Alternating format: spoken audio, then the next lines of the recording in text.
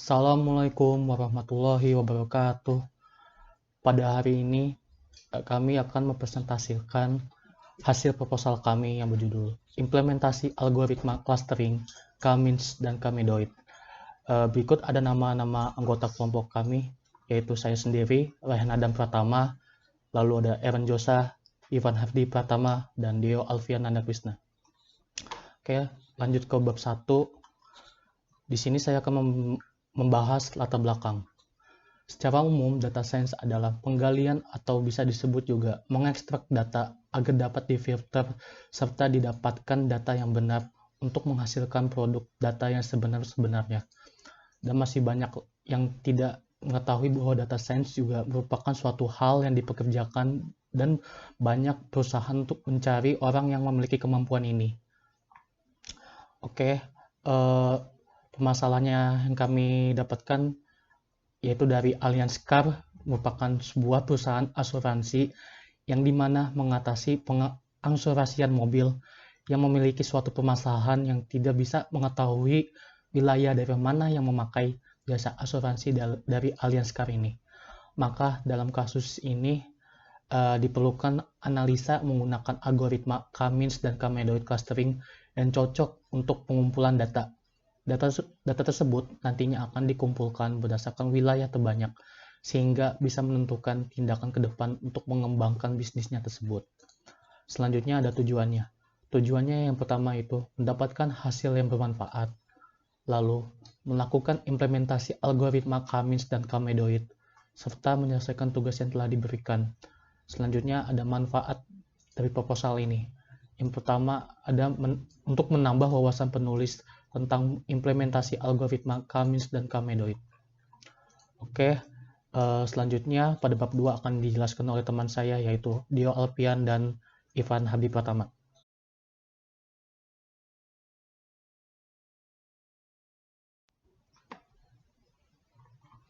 Oke, setelah kita menjelaskan teorinya, di sini untuk pengumpulan data, kami menggunakan dua teknik. Yang pertama ada observasi, di mana kita melakukan pengamatan secara langsung kepada proposal yang sudah ada terlebih dahulu atau yang telah dibuat sebelumnya.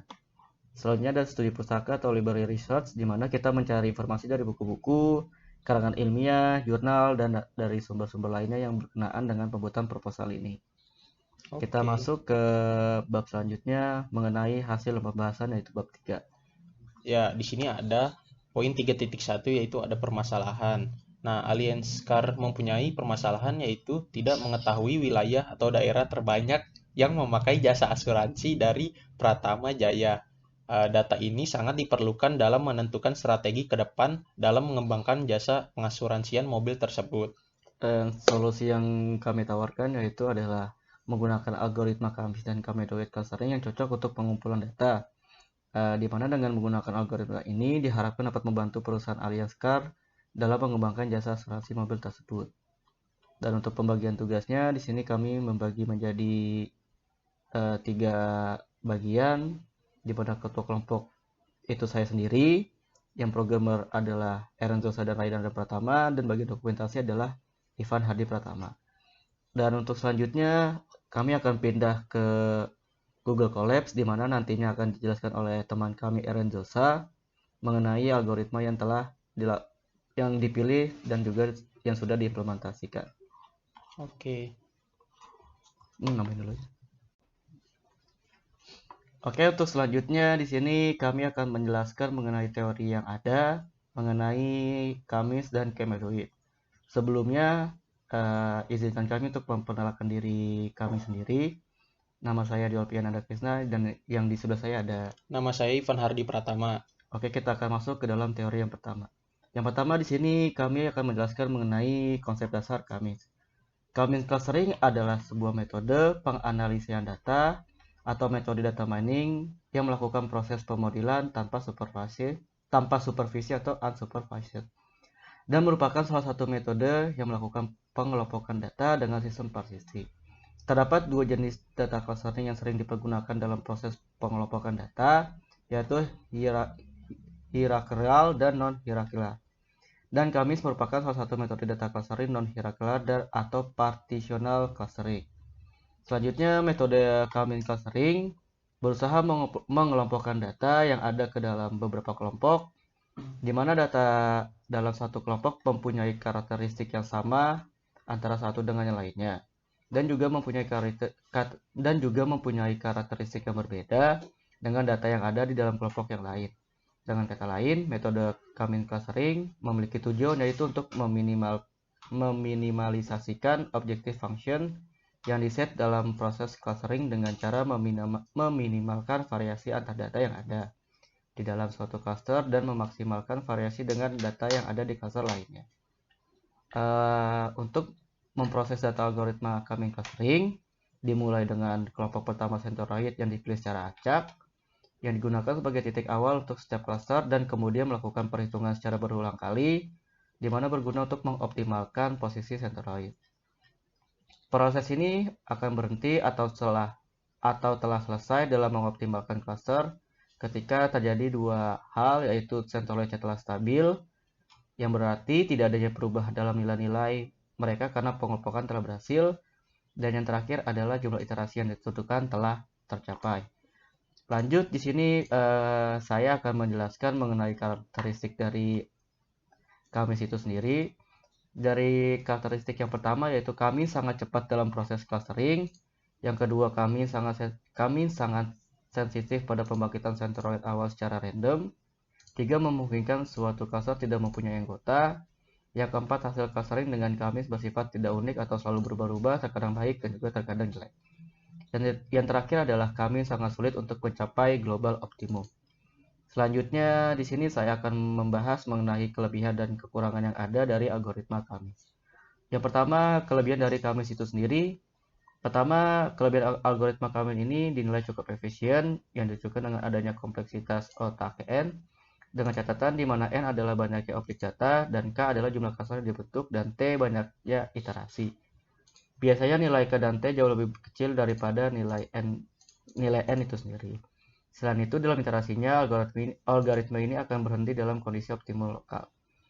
Kelemahan dari algoritma itu sendiri adalah adanya keharusan menentukan banyaknya cluster yang akan dibentuk, di mana hanya dapat digunakan dalam data yang mean atau data tengah yang dapat ditentukan atau setelah memiliki kelas, dan tidak mampu menangani data yang mempunyai penyimpangan-penyimpangan atau noisy data dan outlier. Dan untuk penjelasan selanjutnya akan dijelaskan oleh Ivan Hadi Pratama mengenai Kamedoid. Oke, yang kedua itu ada Kamedoid. Nah, di sini itu ada konsep dasar Kamedoidnya, yaitu Kamedoid itu merupakan metode cluster non-hierarki yang merupakan varian dari metode K-means. Kamedoid hadir untuk mengatasi kelemahan K-means yang sensitif terhadap outliner karena suatu objek dengan suatu nilai yang besar, mungkin secara substansial menyimpang dari distribusi data.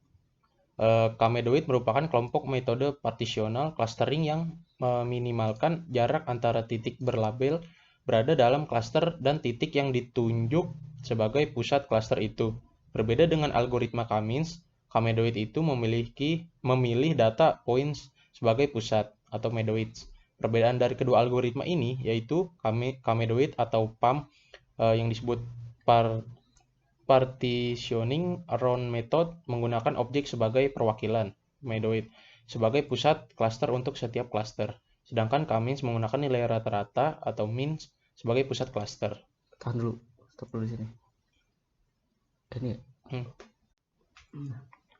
Oke, selanjutnya itu ada kelebihan dan kekurangan dari Kamedoid ini.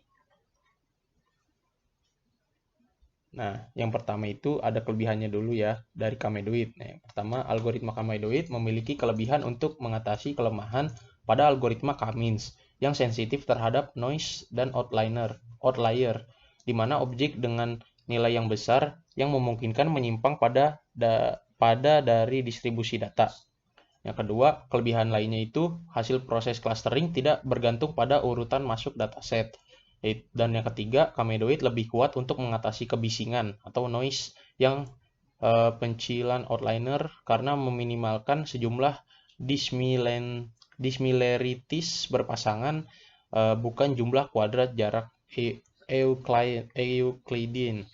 Yang kedua ada kelemahan dari Kamedoid, yaitu salah satunya kekurangan pendekatan Kamedoid adalah algoritma tersebut menghasilkan hard cluster, yaitu masing-masing titik secara unik diberikan satu dan hanya satu klaster. Dan yang kedua itu ada pada saat penginisialisasian klaster awal sangat mempengaruhi hasil klaster, karena metode ini langsung mengambil secara acak sebanyak klaster yang diinginkan oleh penggunanya.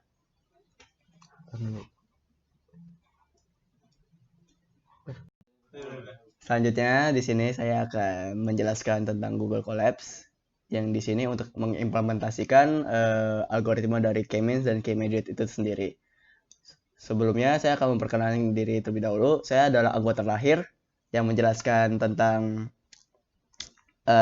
materi ini. Nama saya Aaron Sosa. Nah, saya akan mulai. Hal yang pertama yang dilakukan dalam implementasi ini, kita menentukan library-nya itu. Nah, di sini kita menggunakan pandas, NumPy, serta sklearn cluster, serta sklearn preprocessing sendiri. Lalu untuk datanya, kita menggunakan data FL Insurance. Nah, setelah datanya telah di load, lalu kita menampilkan data head-nya. Setelah datanya head jadi seperti ini, lalu kita menentukan data X head-nya. Jadi nilai X head-nya sendiri yang jadi tampilan sama seperti head. Lalu untuk menentukannya cluster, kita menggunakan metode elbow. Menentukan elbow yang codingnya jadi seperti ini dan hasilnya seperti ini. Jadi ada garisnya. Jadi garisnya itu bisa untuk menentukan nilai cluster sendiri. Selanjutnya, di sini kita menampilkan nilai array-nya. Nilai array-nya seperti ini. Ya, sebanyak ini. Lalu, di sini ada scalar sama dengan min max scalar. Maksudnya di sini, ini untuk menentukan nilai pre-processing-nya sendiri. Jadi dia dari array diubah menjadi pre-processing terlebih dahulu. Nah, lalu lanjut ke codingan dari K-means-nya. Ya, seperti ini. Lalu kita mau print nilai K-means-nya, nilai tengah K-means-nya, cluster-nya. Lalu print K-means label-nya. Nah, lalu hasil output-nya jadi seperti ini. Nah, untuk K-meduit sendiri, ya, untuk K-meduit sendiri itu hampir sama seperti K-means. Ya, bedanya cuma beda di di akhir diganti dengan K-meduit saja. Yang hasilnya seperti ini juga. Nah, jadi seperti itu. Nah, untuk hasil percobaan itu kita telah menentukan perbandingannya. Kita telah menemukan perbandingan dari penggunaan algoritma K-means dan K-meduit itu sendiri. Untuk K-means, hal pertama yang kita temui adalah mudah untuk diimplementasikan sehingga waktu yang dibutuhkan untuk eksekusi relatif cepat. Yang kedua, hasil yang didapat tidak terlalu akurat. Yang ketiga, pusat cluster memanfaatkan means. Means artinya nilai tengahnya itu sendiri. Nah, untuk K-meduit itu sendiri lebih susah untuk diimplementasikan sehingga waktu eksekusi membutuhkan waktu yang lama. Lalu hasil yang didapat itu lebih akurat dibandingkan K-means. Dan lalu untuk pusat clusternya memanfaatkan dari nilai objek itu sendiri.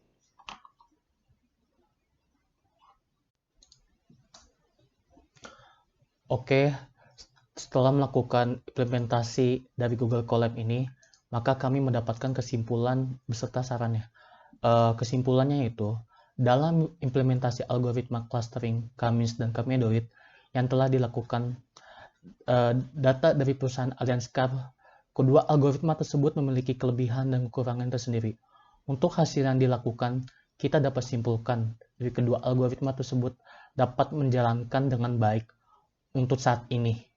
Metode K-meduit, hasil yang diberikan memiliki akurasi dibandingkan dengan K-means, tetapi memang waktu eksekusi dari kedua metode tersebut berbeda. Perbedaan akurasi tersebut kemungkinan disebabkan dari saat menentukan cluster tersebut. Yang kita ketahui, algoritma K-means menentukan pusat cluster melalui means dan algoritma K-meduit menentukan pusat cluster melalui objek. Oke, untuk sarannya yaitu Saran yang kami berikan yaitu dapat dilakukannya penelitian ini lebih lanjut dengan melakukan aplikasi lain yang memungkinkan hasil yang diberikan berbeda jika menggunakan Google Colab. Lalu, dapat dilakukannya pengembangan lebih lanjut dengan mengklaster pelanggan asuransi berdasarkan wilayahnya. Itulah presentasi dari kelompok kami. Bila ada kekurangan atau kesalahan mohon dimaafkan. Wassalamualaikum warahmatullahi wabarakatuh.